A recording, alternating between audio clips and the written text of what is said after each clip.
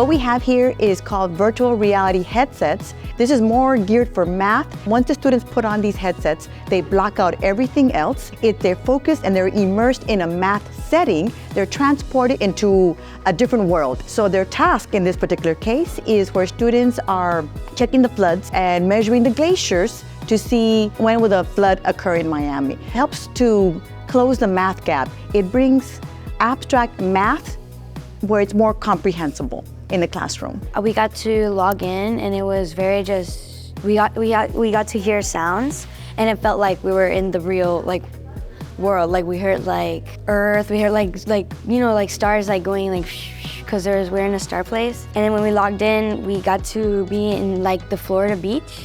And it was really nice, we were there and you could run around and draw and all that. Math class, we sit down mostly and we're just learning on a paper.